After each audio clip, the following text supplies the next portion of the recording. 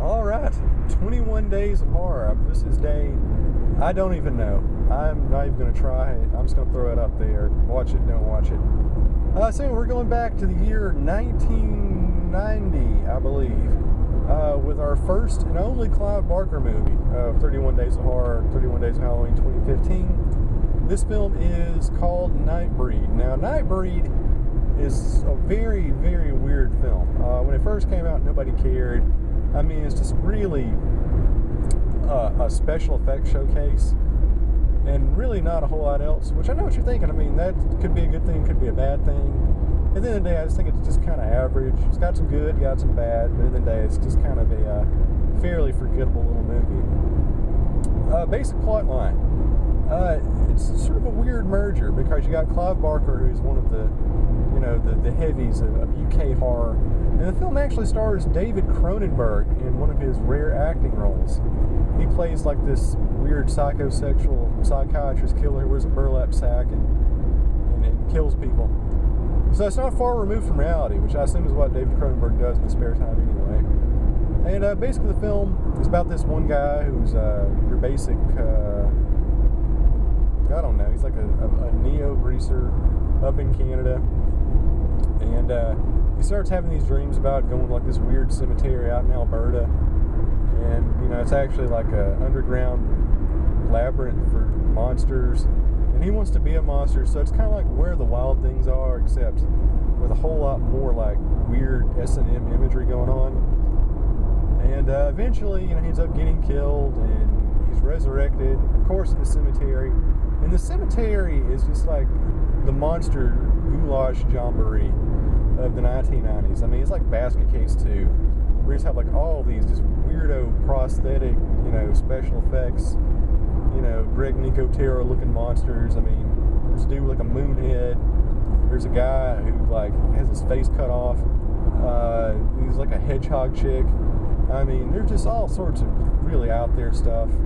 There's like a shivering like moon baby. I mean, it's just all over the place. I mean, if you like monsters, if you like people with really weirdly shaped heads, you're gonna love this one. So I mean, it's definitely a monster movie through and through. And I don't know what else is going on in this movie. I'm trying to figure out like what the basic like sort of antagonism is.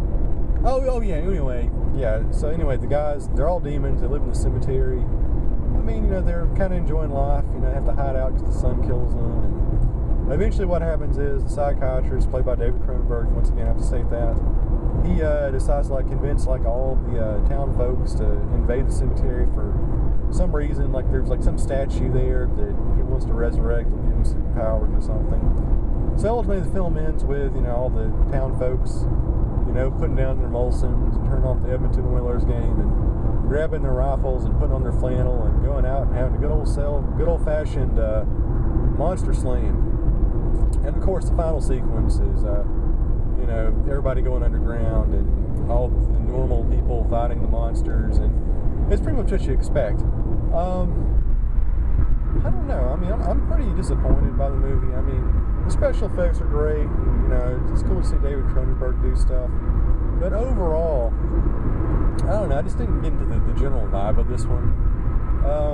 Didn't really care for any of the characters. I mean, there's some cool sequences, but the whole plot just seemed really, really generic.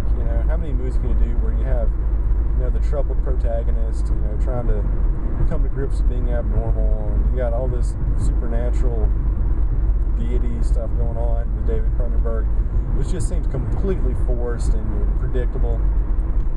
But like I said, it's one of the movies where you don't really watch it because you want a good film. You just watch it because you want to see crazy things happen. You want to see fake blood. You want to see fake guts. You want to see people with heads shaped like inanimate objects biting things. So if you're a fan of that, you're really going to enjoy this movie. For everybody else, though, I mean, it just kind of depends. I mean, as long as you got a pizza and some chocolate and some drinks and, it's really relaxing, you might actually enjoy this, but you're not going to enjoy it that much. It's just passable entertainment, something there. I mean, it's one of the movies where I wouldn't necessarily watch it just to watch it. I mean, I might watch it, while writing stuff, just kind of have it on the background. But, you kind of admire it for what it is. It tries, somewhat succeeds. So for that, I'll give it a relatively decent 2.5 pieces of candy corn out of 4. So yeah, better Clive Barker movies out there. Certainly better David Cronenberg movies, but for what it is, it ain't too bad.